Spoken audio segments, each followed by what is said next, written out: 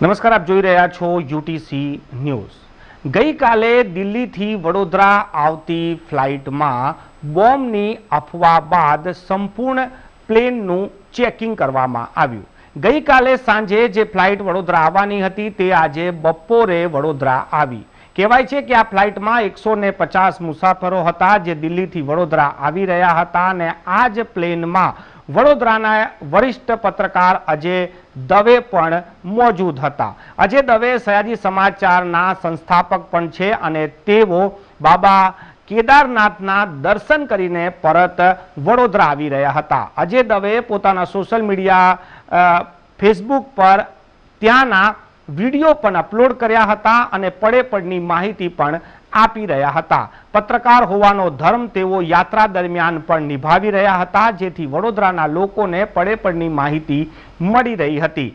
હાલ જે સમગ્ર ઘટના પ્રકાશમાં આવી છે અને આ ઘટના કેવી રીતે બની, કેમ એજન્સીઓને લાગ્યું કે આમાં બોમ્બ છે, તો આ જે ખબરો છે હવે સામે આવી રહી છે। સંપૂર્ણ ઘટના પર નજર કરીએ તો એર ઇન્ડિયાનું આ ફ્લાઇટ જે દિલ્હીથી વડોદરા આવી રહ્યું હતું ને ગઈકાલે સાંજે જ્યારે યાત્રીઓ પ્લેનમાં સવાર થઈ ગયા હતા ત્યારે એક યાત્રી વોશરૂમ ગયો, વોશરૂમથી પરત આવ્યો અને તેના ટિશ્યુ પેપર પર બોમ્બ લખેલું હતું। આ યાત્રીએ ક્રૂ મેમ્બરને આની માહિતી આપતાની સાથે જ એજન્સીઓ સક્રિય થઈ ગઈ। પ્લેનને થોડીક દૂર અજ્ઞાત જગ્યા પર લઈ જવામાં આવ્યું અને રાત્રે એટલે કે વહેલી સવારે 3 વાગ્યા સુધી આ પ્લેનનું ચેકિંગ કરાયું છે અને સામાનનું પણ ચેકિંગ કરવામાં આવ્યું છે। યાત્રીઓને હાલાકી પણ પડી, પરંતુ મોડે મોડે યાત્રીઓને ત્યારબાદ હોટલમાં શિફ્ટ કરવામાં આવ્યા છે। આ યાત્રીઓ જ જણાવી રહ્યા છે। આજે બપોરે આ 150 જેટલા યાત્રીઓ જ્યારે વડોદરા પરત ફર્યા ત્યારે તેઓએ પોતાની આપવીતી પણ સંભળાવી છે।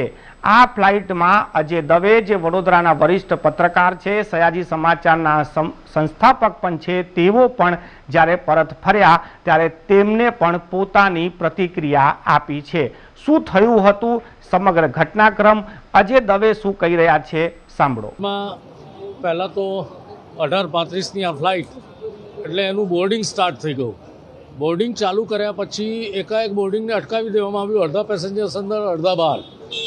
અટકાવવામાં કેમ આવ્યું એવું પૂછ્યું ત્યારે એ લોકો જવાબ આપ્યો કે કોઈ ટેકનિકલ ફોલ્ટ લાગે છે અને તેથી આ ફ્લાઇટ હમણાં ડિલે થઈ રહી છે। પરંતુ થોડી વાર પછી CISFની આખી એક ટીમ પ્લેનને ઘેરી વળી અને પોલીસ પણ આવી અને એટલે એર ઇન્ડિયાના ટોપ ઓફિસર્સ પણ આવી ગયા। એટલે અમને લાગ્યું કે દાળમાં જરૂરથી કંઈ કાળું છે।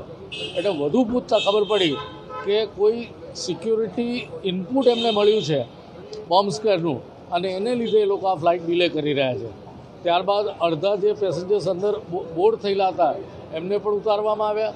બધા જ પેસેન્જર્સને એક એવી જગ્યાએ લઈ જવામાં આવ્યા એરપોર્ટ પર કે જ્યાં કોઈ બીજાનો સંપર્ક ન કરી શકે અને ત્યારબાદ 25-25ના લોટમાં એમને એરપોર્ટમાં એટલે કે એરફિલ્ડ પર એક એવી જગ્યાએ લઈ જવામાં આવ્યા જ્યાં પ્લેન પણ લાવવામાં આવ્યું હતું અને આખું પ્લેન ઘેરી લેવામાં આવ્યું હતું CISF દ્વારા અને NSC કમાન્ડોઝ દ્વારા। ત્યાં બધું જ લગેજ પાથરવામાં આવ્યું હતું અને કહ્યું હતું કે લગેજ આઈડેન્ટિફાઈ કરો, એ લગેજ તમારા 25 જણના લગેજ અંદર જશે।